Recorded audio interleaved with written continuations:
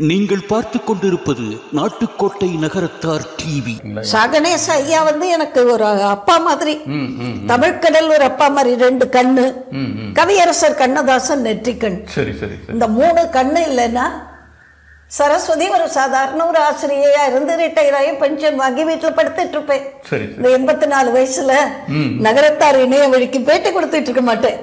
அந்த அளவுக்கு என் வாழ்க்கையில நகரத்தார்கள், நான் பூர்வ ஜென்மத்துல செட்டி வீட்டுல தான் பிறந்திருப்பேனோ என்னமோ. இல்லையுமே இப்ப உங்களையுமே நகைச்சுவை பிள்ளையார் பட்டி கோயிலான்னு தானே அப்படிதான் கேட்பாங்க. அது ரொம்ப வேடிக்கை. என்னன்னா பள்ளத்தூர்னு உடனே மனோரமா ஆட்சிம்பாங்க. அடுத்து தமிழ் பேராசிரியர்கள், தமிழ் அன்பர்கள் சரஸ்வதிம்பாங்க. எங்க 2 பேருக்கு தான் நாங்க செட்டி வீடு இல்லாட்டி ஆட்சி. மனோரமா ஆட்சி, சரச ஆட்சி.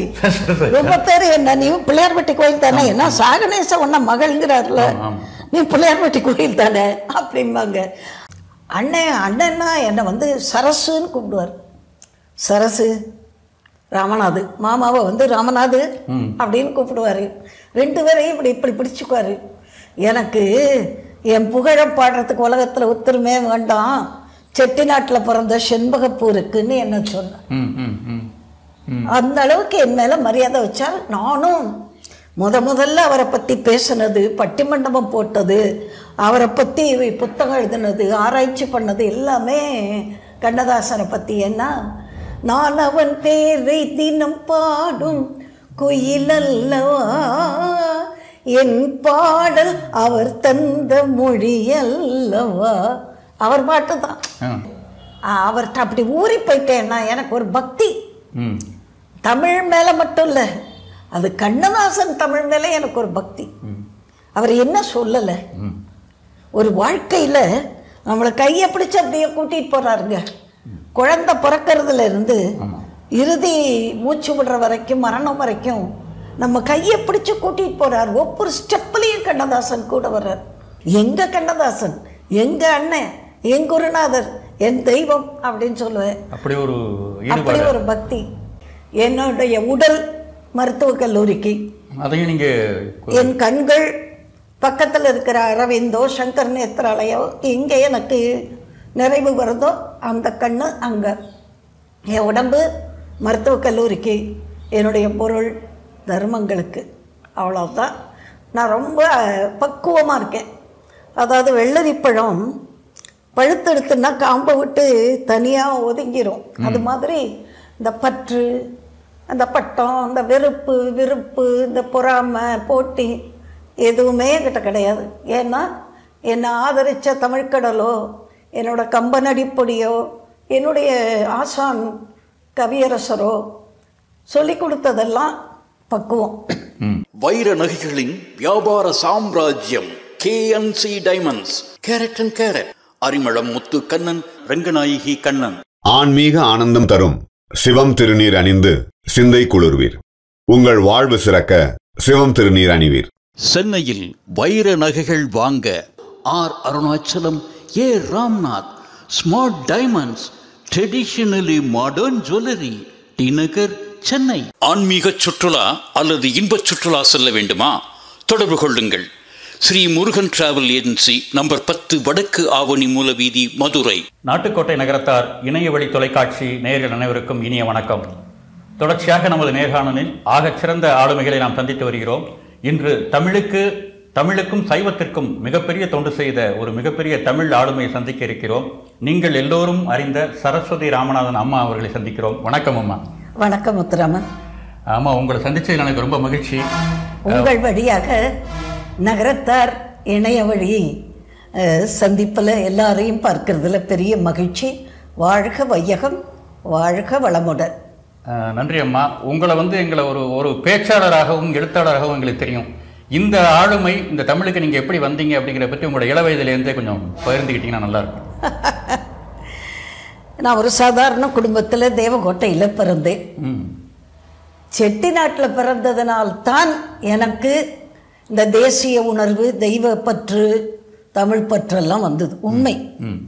எங்களுடைய பூர்வீகம் நெல்லை மாவட்டம், தாமிரபரணி, தமிழ் வளர்த்த சீமை.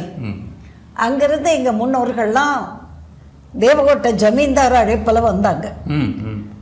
அங்கே தியாகிகளோட எங்கள் சித்தப்பாவும் சுதந்திர போராட்டத்தில் பங்கு பெற்றார்.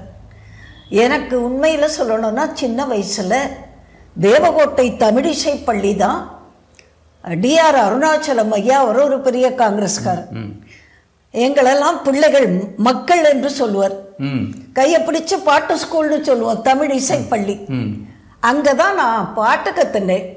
அடுத்தது ஜமீன்தார் சோமநாராயண அண்ணா அவங்க வந்து வார வழிபாட்டில் எனக்கு, சுசமி சுந்தர அண்ணாக்கு, வந்தொண்டர் சங்கர் அண்ணாவுக்கெல்லாம் நிறைய ஆன்மீகத்தை புகட்டினார்களாகவே எனக்கு செட்டிநாட்டில் பிறந்து வளர்ந்ததுனால தான் எனக்கு இவ்வளவு தமிழ் பற்று, தமிழ் உணர்வு, தமிழ் பேச்சாற்றல் எல்லாமே வந்தது. அதை நான் ஆயுசு பரியந்தம் மறக்க மாட்டேன், குடும்பமும் மறக்காது. மகிழ்ச்சி. உங்களுடைய ஆரம்ப காலகட்டத்தில் எந்த பள்ளியில் படிச்சீங்க அப்படிங்கிறத பற்றி எல்லாம்?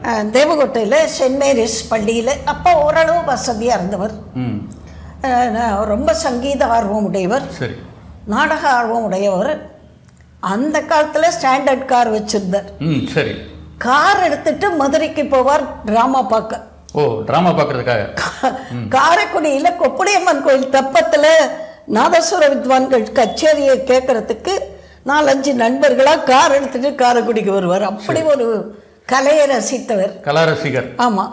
நம்ம தேவகோட்டையில் அப்போ நகரத்தார்கள் புதுமை பண்ணினாலும், மணிவிழா பண்ணினாலும், கல்யாணம்னாலும் கச்சேரி, நடனம், நல்ல சங்கீதம் நிறைய வைப்பாங்க.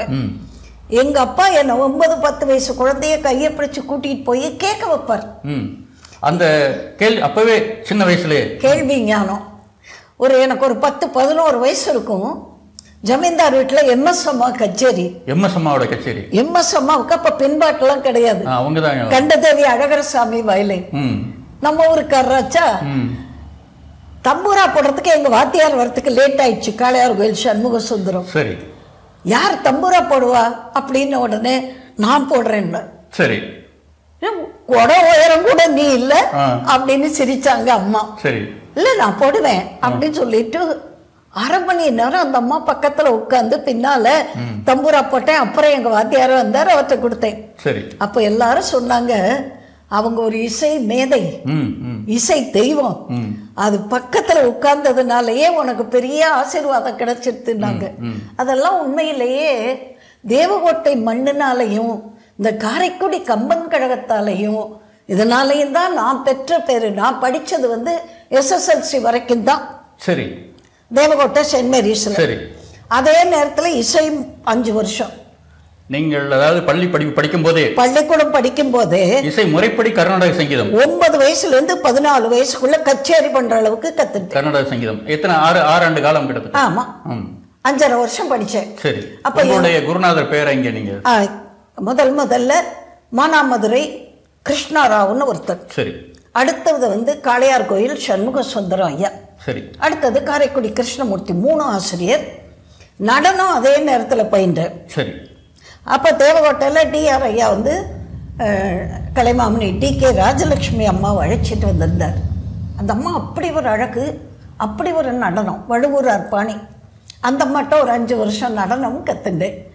அதே சமயத்தில் ஹிந்தி கற்றுண்டேன். அதே சமயத்தில் பள்ளி படிப்பு முடியறதுக்குள்ள சமஸ்கிருதத்தை தேர்ச்சி பெற்றேன். சமஸ்கிருதத்துக்கு அப்பாவே தேர்ச்சி கொடுத்துட்டாங்க. இல்லை, ஒரு ராமசர்மான்னு ஒரு ஆசிரியர். சரி. அவர் ஹைஸ்கூலில் சமஸ்கிருத பண்டிதர்னு சொல்லி, ஹிந்தி பண்டிட், சான்ஸ்கிரிட் பண்டிட், தமிழ் பண்டிட், அவங்களுக்கு தான் பண்டிட்னு பேர். சரி. அவர்கிட்ட சமஸ்கிருதம், கோபாலகிருஷ்ணன் என்பவர்கிட்ட ஹிந்தி, DK ராஜலட்சுமி அம்மாட்ட பரதம், இந்த 3 ஆசிரியர்கள்ட்ட சங்கீதம். இதை தவிர ஹிந்தி எல்லாம் கத்துட்டேன். ஆக நான் படிப்பு முடிக்க ஒரு புயல் வந்தது. சரி. 55 புயல் ஞாபகம் இருக்கா? அந்த சொல்லுவாங்க ராமேஸ்வரம், தனுஷ்கோடி, அந்த பாலம் எல்லாம் ரொம்ப பயங்கரமான புயல்ல எங்க வீடு ரொம்ப சிதைஞ்சு போச்சு. அப்ப இங்கேயுமே பெரிய பாதிப்பு இருந்தது. தேவகோட்டையில ரொம்ப பாதிப்பு. தண்ணியே ஓடாத மணிமுத்தாறுல வெள்ளம்னா பாருங்க. எங்க அப்பாவுக்கு அப்ப பொருளாதாரம் சரிஞ்சு போச்சு. என்ன கல்லூரியில படிக்க வைக்க முடியல. சரி.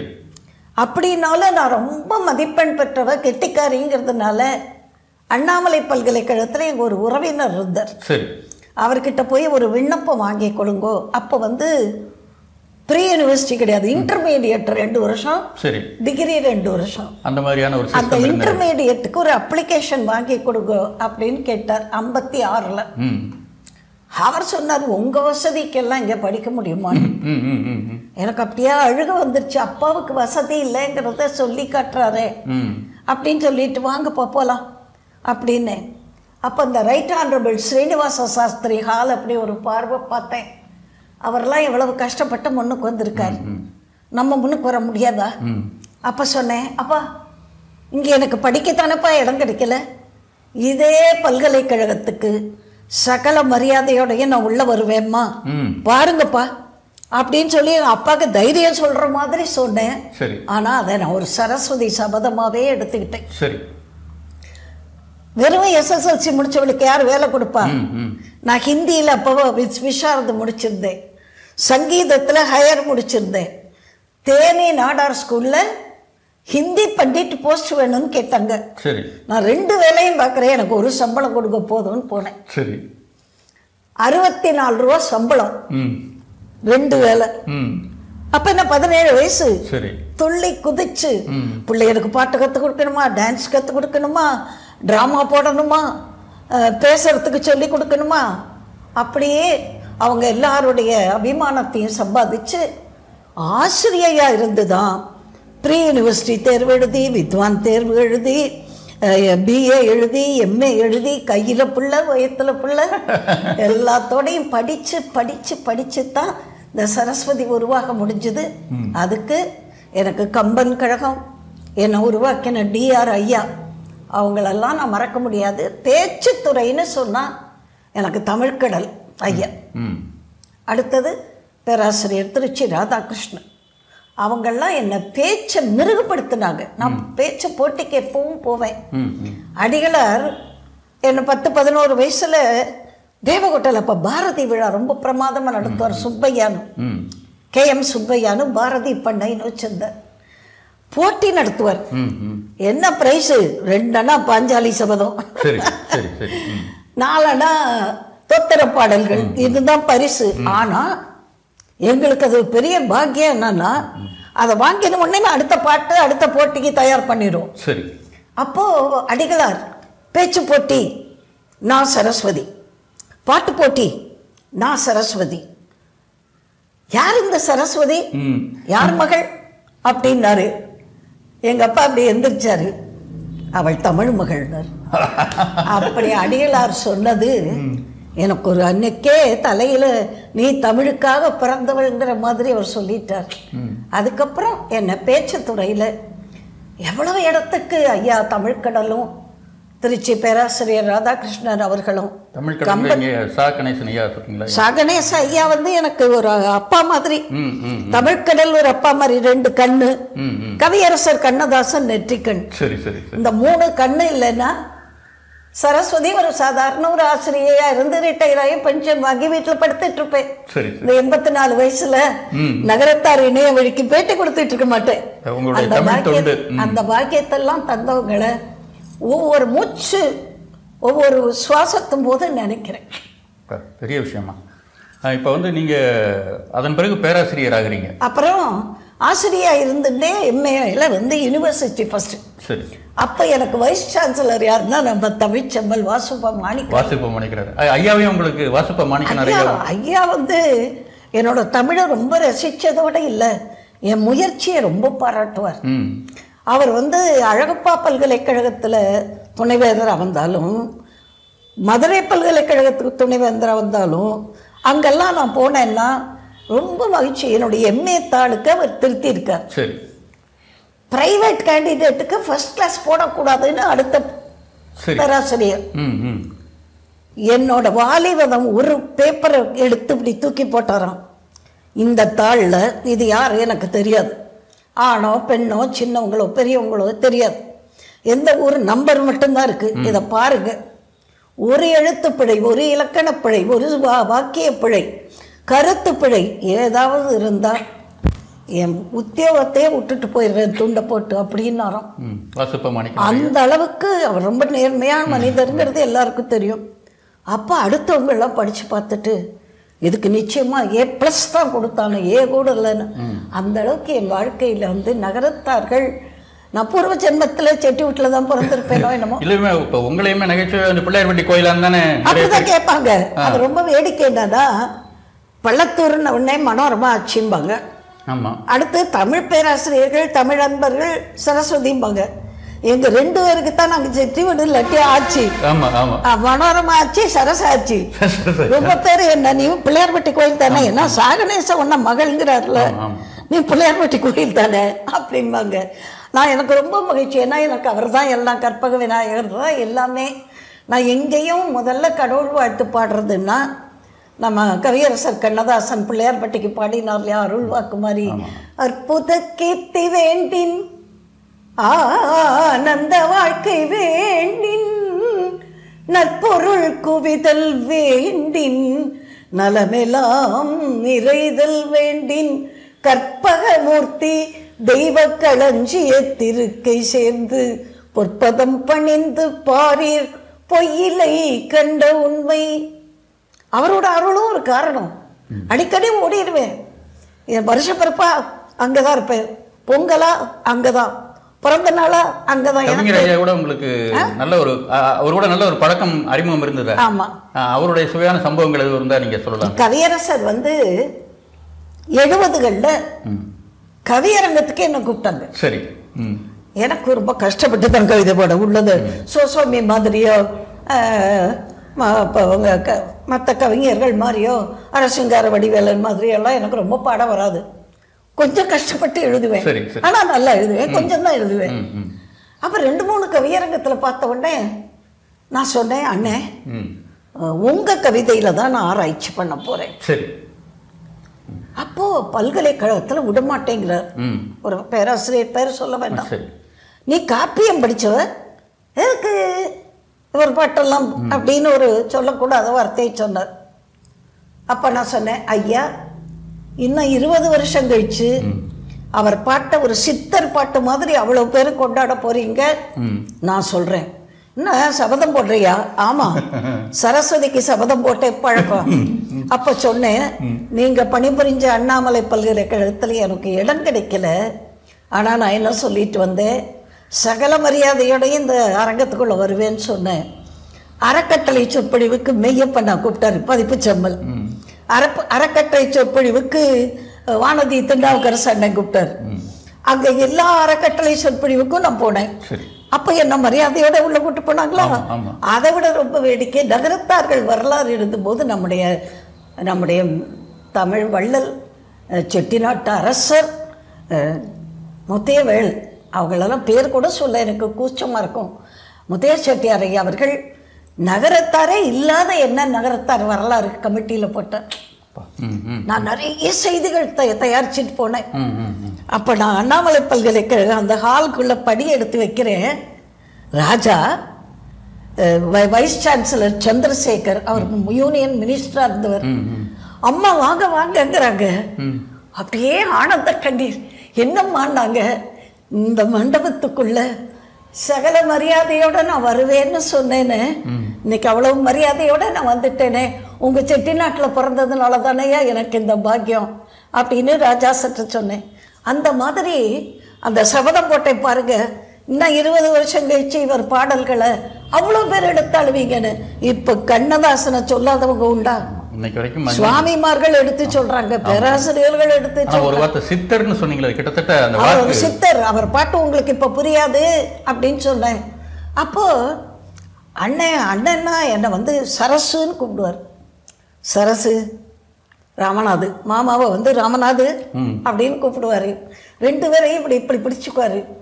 எனக்கு என் புகழ பாடுறதுக்கு உலகத்துல ஒத்துருமே வேண்டாம், செட்டிநாட்டில் பிறந்த செண்பகப்பூ இருக்குன்னு என்ன சொன்னேன்.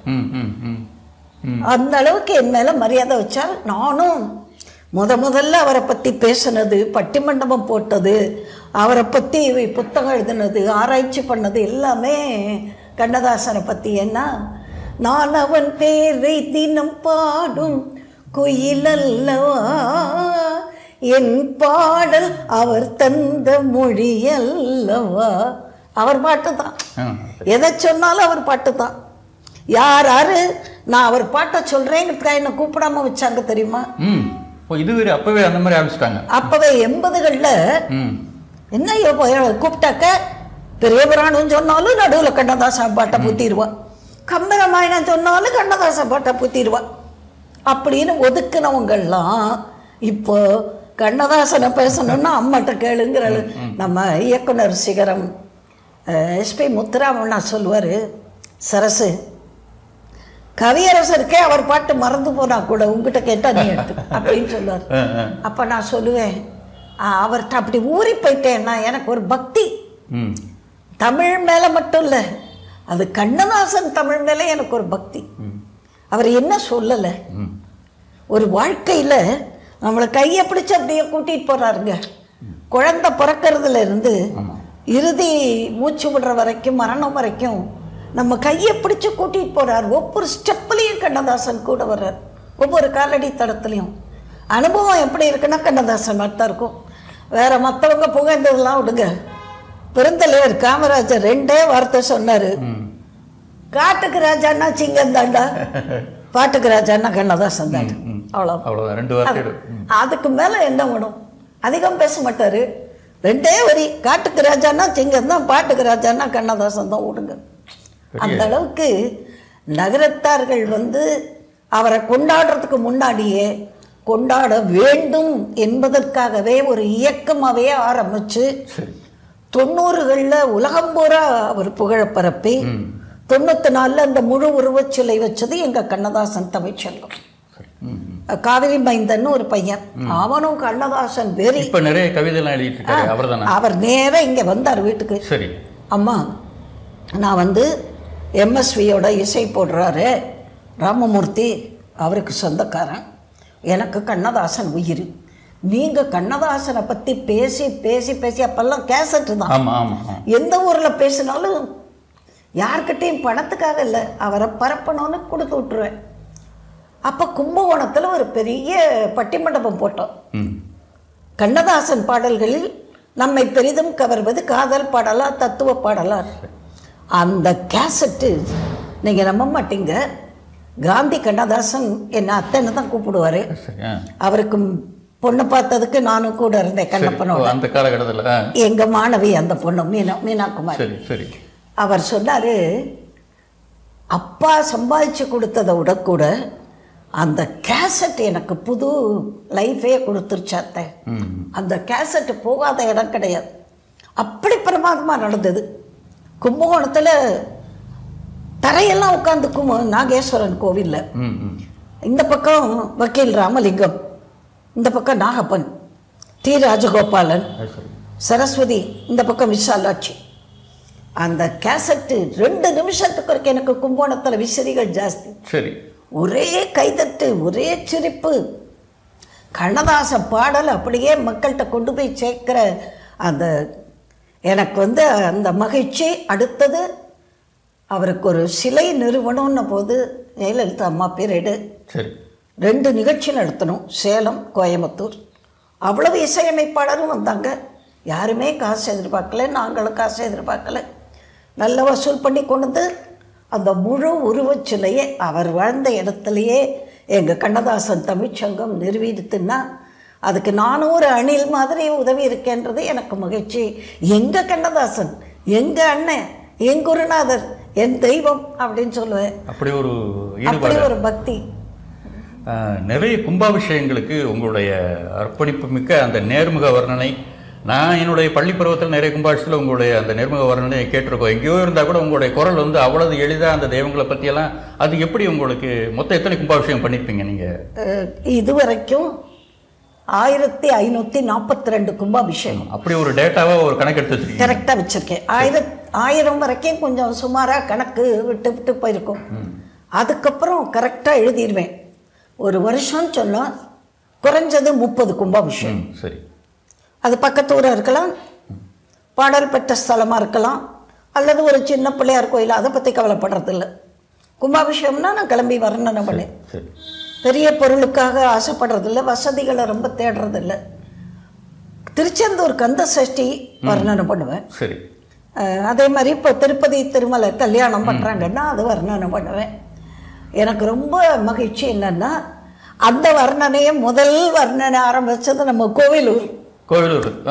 அங்கேதான் முதல் நிகழ்ச்சி. அப்பெல்லாம் ரேடியோ தான். ஆமா, ரேடியோ. டிவி கிடையாது. திருச்சி வானொலி நிலையத்திலேருந்து 100 ரூபா, திருச்சியிலேருந்து ஒரு சத்தியசெல்லுக்கு 150 ரூபா, அவ்வளோதான் பணம். சரி. நீங்கள் பக்கத்தில் அவர் ஆண் வயசு, நீங்கள் பெண் குரல் 2 பேருமா வர்ணனை பண்ணுங்க. நான் அவர்கிட்ட கேட்டேன், நீங்கள் கும்போணம் மகாமகமெல்லாம் வர்ணனை பண்ணதை கேட்டிருக்கேன், இந்த கோயிலை பற்றி செய்தியை நிறைய தெரிஞ்சுக்கோ, இந்த கோயில் தெரிஞ்ச பாடல்களை நிறைய சொல்லு, பாட முடிஞ்சா பாடு, அப்புறம் நடக்கிற நிகழ்ச்சிகளை.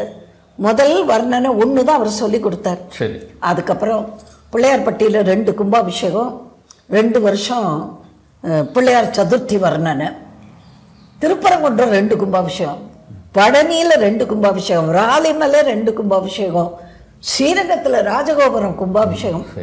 இதெல்லாம் மறக்க முடியாத கும்பாபிஷேகங்கள். நானே 6 கோவில் திருப்பணி பண்ணியிருக்கேன். நீங்கள் தனிப்பட்ட முறை? நான் தலைவராக இருந்து வசூல் பண்ணி அப்புறம் எல்லாரும் கொடுத்தாங்க. முதல்ல நான் திருப்பணி எடுத்தது இந்த பட்டுக்கோட்டை கிட்ட திருச்சிற்றம்பலம் புராதனவனேஸ்வரர் கோவில். ஜெயலலிதா அம்மா என்னை வந்து கௌரவ தலைவர்னு போட்டே பண்ணிட்டாங்க. ஏன்னா அந்த ஊரில் கொஞ்சம் ஜாதி பிரிவு கட்சி பிரிவுனால திருப்பணி செய்யாமல் இருந்தாங்க. அம்மா பொதுவான மனுஷி, அவளை போட்டோம்னா எல்லாரும் ஒத்துக்குவாங்கன்னாங்க. எல்லாரும் ஒத்துக்கிட்டாங்க. நானும் உண்மையில் சொல்லணும்னா சரவண பவன், ராஜகோபால் அண்ணாச்சி, பூஜ்ய ஸ்ரீ முரளிதர சுவாமிகள், அப்புறம் பழைய கூடலூர் ஜிஏ ட்ரஸ்ட் அப்படின்னு ஒரு ட்ரஸ்ட்டு, அப்புறம் நம்ம எல்பி வீரப்ப செட்டியார், அது மாதிரி நகரத்தார்களும் நிறைய கொடுத்தாங்க. அங்கே கோமல விலாஸ் முன் மண்டபம் கட்டி கொடுத்தார். அப்படி எல்லாரும் கொடுத்தாங்க. அதுக்கப்புறம் எனக்கு ஒரு தைரியம் வந்துருச்சு, நம்மளும் செய்யலாம் சாமி மாதிரி, சும்மா பேசுகிறதோடு இருக்கக்கூடாதுன்னு. அப்புறம் தஞ்சாவூர் மூத்த இளவரசர் பாபாஜி ராஜா பான்ஸ்லே, அவரோட ஆளுகைக்கு உட்பட்ட கோவில்னா அம்மாவை கௌரவ தலைவர் போட்டுருவார். அப்படி சிங்கப்பெருமாள் கோவில், நீலமேக பெருமாள் கோவில், பருதியப்பர் கோவில், இது கோவிலெல்லாம் அவரோட தலைமையில் பண்ணும். அப்புறம் இந்த கொசப்பட்டி ஐயப்பன் கோவில், திருச்சி ஐயப்பன் கோவிலில் நான் ரொம்ப ஈடுபாடு உண்டு. முடிஞ்சதை செய்வேன், 4 பேரை கொடுக்க சொல்வேன். அப்படி எப்படியோ எனக்கு ஒரு ஆன்மீகம்னா என்னை விட்டு பிரிக்க முடியாத தமிழும் ஆன்மீகமும். நகரத்தார்கள் எப்படி கோவில்களுக்கும் தமிழுக்கும் ஈடுபட்டார்களோ, மகா பெரியவா தான் சொன்னார், நீ சரியான இடத்துக்கு தான் வந்திருக்க அப்படின்னாரு காரைக்குடியில். ஆமாம் பெரியவா அப்படின்ன. உனக்கு யார் பேர் வச்சா தெரியுமா? தெரியும் தெரியுமா பெரியவா அப்படின்னு தலையை குடிஞ்சினேன்னா, பெரியவா தான் எனக்கு பேர். மகா பெரியவா. சந்திரசேகரேந்திர சரஸ்வதி அவர் பேரை சொல்லு, பெரிய மகா பெரியவா. ஏன்னா எங்கள் மாமா தாத்தா மெட்ராஸ் சமஸ்கிருத கல்லூரி முதல்வர். அந்த காலத்தில் தமிழில் மகா மகோபாத்தியாய பட்டம் உவே சுவாமிநாதையருக்கு, சமஸ்கிருதத்தில் எங்கள் மாமா தாத்தா. அவருக்கு சான்ஸ்கிரிட் காலேஜில் ஃபோட்டோ, அந்த பட்டம் கொடுத்தது பிரிட்டிஷ்காரன் கொடுத்ததோட ஃபோட்டோ எல்லாம் இருக்கு. அவருக்கு நான் பையனாக பிறக்கணும்னு எங்கள் அம்மா கூட்டிகிட்டு போய், பையன் பிறக்கணும் உங்கள் பேர் வைக்கணும் அப்படின்னு வரோம். சிரிச்சுக்கிட்டு, ஏன் பொண்ணு பிறந்தாலும் என் பேரை வைக்க முடியுமா? பொண்ணு பிறந்தா எப்படி உங்கள் பேர் வைக்க முடியும்? பையன் பிறந்தா சந்திரமௌலின்னு வைக்கலாம் அப்படின்னு இழுத்தரான். பொண்ணு பிறந்தா என் பேரில் சரஸ்வதின்னு இருக்குல்ல, அதை வையேன்ட்டானா. அப்போவே முடிவு பண்ணிட்டாங்க இதுக்கு சரஸ்வதி தான் பிறக்க போதும். அந்த மாதிரி மகா பெரியவா கேட்டார், நீ சரியான இடத்துக்கு வந்திருக்க. ஆன்மீகம் தமிழ் ரெண்டையும் நகரத்தார்கள் பரிபாலனம் பண்ணுற மாதிரி யாரும் பண்ண முடியாது. மன்னர் பின்னோர்னு வாழ சொன்னது சத்தியமான வாக்கு. அந்த காலத்தில் ராஜாக்கள் வேதத்தை திருமுறைகள் எல்லாம் காப்பாற்றினா, இன்றைக்கு நகரத்தார்கள் தான் காப்பாற்றின்னு இருக்கா. அவளோட இருக்கிறது உனக்கு பெருமை அப்படின்னு இந்த காரைக்குடியில் வச்சு சொன்னார். நான் அதை மறக்கலை பெரியவா. அவள் போட்ட சோறு தான். அவளோட காலேஜிலே தான் வேலை பார்க்குறேன். அவளால் தான் நான் இப்போ OFPRM கல்லூரினா, பள்ளத்தூர் சீதாலட்சுமி ஆச்சு கல்லூரினா எல்லாரும் என்ன கேட்குறாங்க, சரஸ்வதி ராமநாதன் நான் கட்டி வச்ச மாதிரி. அந்த அளவுக்கு நம்மை நகரத்தார்களும் ஒரு ஆட்சி மாதிரி மதிக்கிறாங்க. நான் அவர்கள் பழக்க வழக்கங்களையும் அவர்களுடைய நாகரிகத்தையும் அவர்களுடைய தமிழ் உணர்வையும் ஆன்மீகத்தையும் அவர்கள் வேதத்தை சம்ரக்ஷணம் பண்ணுவதையும் வேத பாடசாலை, தேவார பாடசாலை, பசுமடம் அப்படின்னு சொன்னால் இன்றைக்கி நகரத்தார் தவிர யார் காப்பாற்றுறாங்க? ஆக அதெல்லாம் பார்க்கும்போது நான் நகரத்தார் இனத்தில் பிறக்கலேன்னு ஒரு குறை இருந்தாலும் உங்களோட வாழறதுல எனக்கு ரொம்ப மகிழ்ச்சி.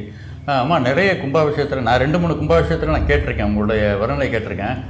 அந்த கோவில் தொடர்பான ஏதோ ஒரு கதையை சொல்லுவீங்க, ஒரு இலக்கியத்தை அது கூட மிங்கிள் பண்ணி கொண்டு வருவீங்க. இது எப்படி? அதுக்குன்னு ஒரு தனியாக நிறைய படிப்பேன். இது அந்த ஒரு கோயிலை பற்றி சொல்கிறாங்கன்னா அதை பற்றி தலைவரலாறு எல்லாம் எடுத்துகிட்டு தான் நீங்கள் வர்றீங்க. ஆமாம், முன் தயாரிப்புங்கிறது உண்டு.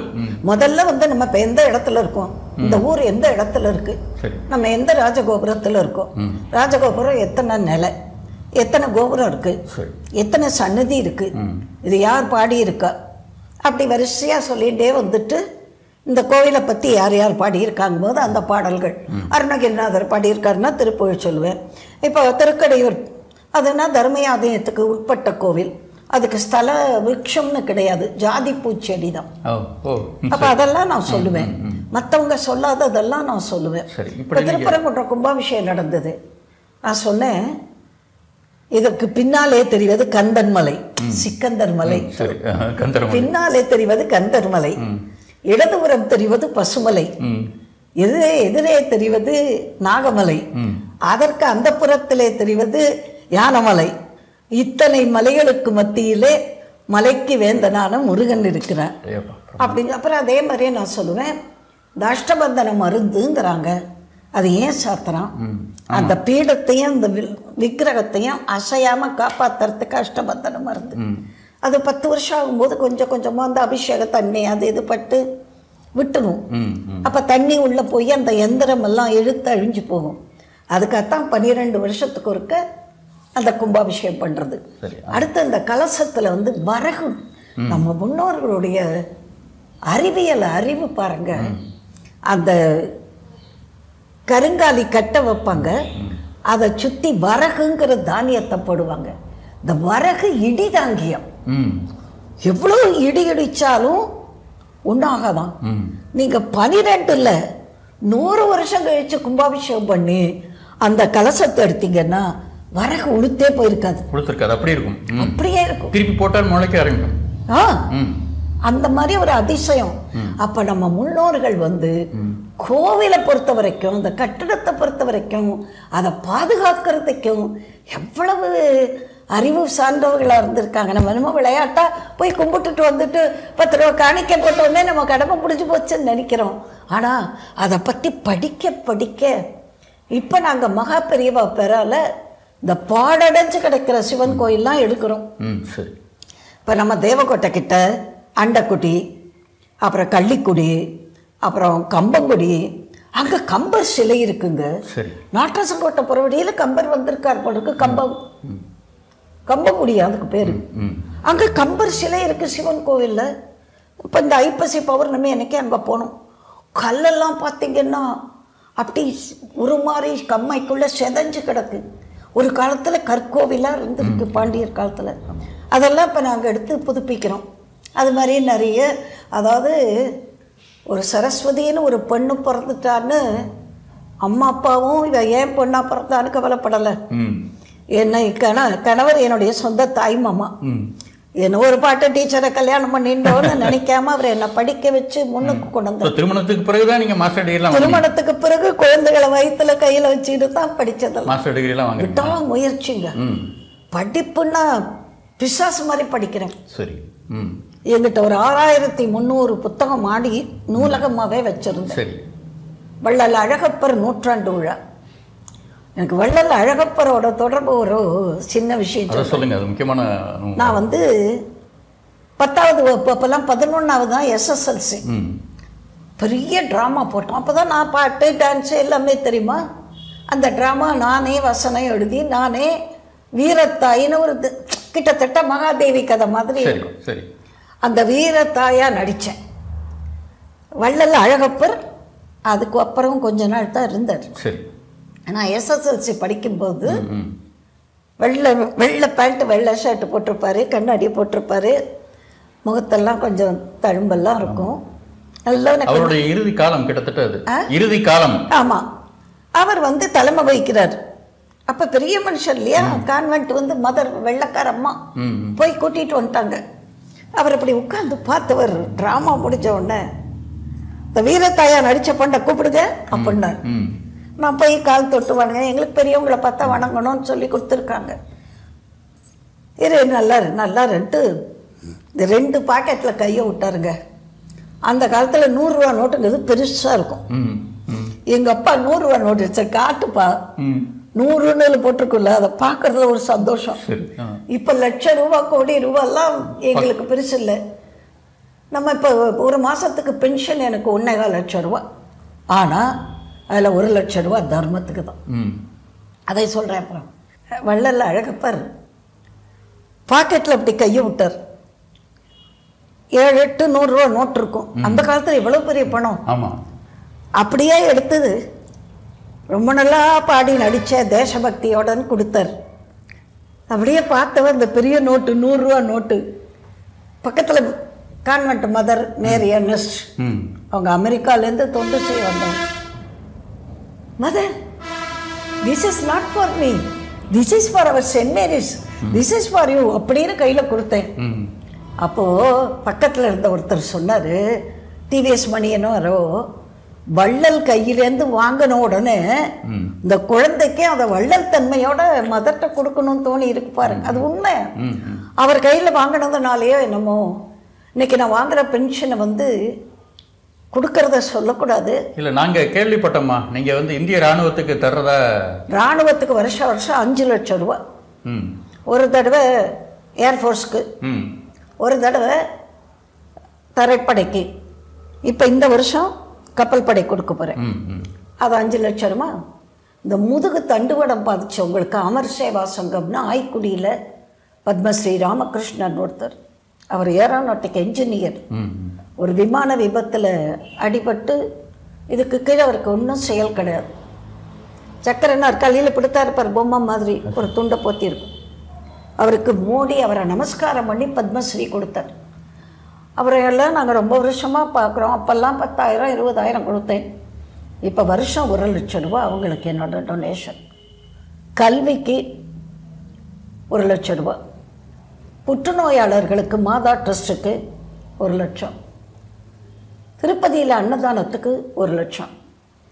இப்படியே என்னுடைய பணத்தில் ஒவ்வொரு மாதத்துக்கு எழுதிடுவேன். ஓய்வூதியம் வர்ற பணத்தை நீங்கள் எழுதி? ஓய்வூதியம் யார்கிட்டையும் பிள்ளைகிட்ட அட்டையும் கேட்கறதில்ல, என்னோட ஓய்வூதியம். ஆனால் எனக்கு என் கணவரும் என் பிள்ளைகள் மருமக்கள் எல்லாருமே அதுக்கு உறுதுணை. நீ நல்லது தான் செய்வ, நீ தப்பு பண்ண மாட்ட, கொடு, நீ நல்லது தானே பண்ணுற, உன் சந்ததிக்கு அது புண்ணியம் தானே. இப்போ இராணுவம், நோயாளர், கல்வி, அன்னதானம் இப்படி எல்லாத்துக்கும் கொடுக்குறேன். கோவில்களுக்கும் அப்பப்போ கொடுக்குறேன். இந்த மாதிரி இடிஞ்சு கிடக்கிற கோவில்லாம் புதுப்பிக்க 10,000 20,000 எதோ அப்பப்போ முடியுமோ செஞ்சிட்ருக்கேன். என்னால் என்னுடைய பிறந்த நாள்னு சொன்னால் நான் எனக்கு புடவை எடுக்க கடைக்கு போகிறதில்ல, என் பிள்ளைங்க எடுத்து கொடுத்துருவாங்க மருமகள்.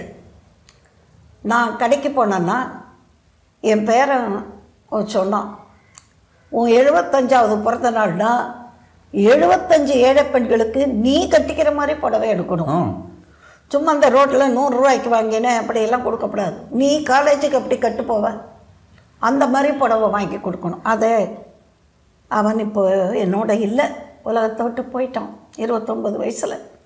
அவன் சொன்னதை வேத வாக்காக எடுத்துட்டு அதுலேருந்து 76வது வருஷம்னா 76 போர்வை, 77வது வருஷம்னா 77 பேருக்கு ஜமுக்களம், 78வது பிறந்த ஆளுக்கு முதியோர் இல்லம் அனாதை இல்லத்தில் இருக்கிறவங்களுக்கு 78 நைட்டி. இப்போ ஒவ்வொரு வருஷமும் அன்னை ஆசிரமம் அங்கங்கே முதியோர் இல்லத்துக்கு போய் எனக்கு எத்தனாவது பிறந்த நாளோ அத்தனை பேருக்கு துணிமணிகள், சாப்பாடு. எனக்கு வந்து இப்போ வந்து மனசு வந்து பொருட்பற்று அது இதெல்லாம் விட தமிழ் பற்று, தேசப்பற்று. பொருள் நம்ம கஷ்டப்பட்டு சம்பாதிச்சோம். இப்போ கடவுள் நிறைய லட்சமாக வருமானம் கொடுக்குறார், பென்ஷன் தான். இப்போ நான் நிகழ்ச்சியெல்லாம் அவ்வளவு ரொம்ப போகிறதும் இல்லை, நிகழ்ச்சிகளுக்கு நான் எப்போவுமே அவ்வளவு கொடு இவ்வளவு கொடுன்னு கேட்டதும் கிடையாது. ஆகவே என்னுடைய உடல் மருத்துவக் கல்லூரிக்கு, அதையும் நீங்கள் என் கண்கள் பக்கத்தில் இருக்கிற அரவிந்தோ சங்கர் நேத்ராலயோ எங்கே எனக்கு நிறைவு வருதோ அந்த கண்ணு அங்கே, என் உடம்பு மருத்துவக் கல்லூரிக்கு, என்னுடைய பொருள் தர்மங்களுக்கு. அவ்வளோதான். நான் ரொம்ப பக்குவமாக இருக்கேன். அதாவது வெள்ளரிப்பழம் பழுத்தெடுத்துன்னா காம்பை விட்டு தனியாக ஒதுங்கிரும். அது மாதிரி இந்த பற்று, அந்த பட்டம், அந்த விருப்பு, இந்த பொறாமை, போட்டி எதுவுமே என்கிட்ட கிடையாது. ஏன்னா என்னை ஆதரித்த தமிழ்கடலோ, என்னோட கம்பனடிப்பொடியோ, என்னுடைய ஆசான் கவியரசரோ சொல்லி கொடுத்ததெல்லாம் பக்குவம். அவங்க வழியில் நானும் ரொம்ப பக்குவமாக இருக்கேன். என்னுடைய ஒவ்வொரு பைசாவும் நல்ல காரியத்துக்கு தர்மங்களுக்கு போகிறது. குழந்தைகளுக்கு செய்ய வேண்டிய கடமையெல்லாம் செஞ்சாச்சு. அவங்களுக்கு நல்ல படிப்பு, நல்ல கல்யாணம், நல்ல உத்தியோகம், அவங்களுக்கு வீடு வாசல், அந்த பொண்களுக்கு நகை எல்லாம் பண்ணி கொடுத்தாச்சு. இன்னுமே நம்ம அதை எனக்கு நல்ல கணவர், நல்ல பிள்ளைகள், நல்ல நாட்டு பெண்கள், மருமக்கள், நல்ல பேரம்பேத்திகள், உங்களை மாதிரி நல்லவங்க என்னை ஆதரிக்கிறதுக்கு இருக்கும்போது எனக்கு இன்னுமே தமிழை தவிர என்ன வேணும்?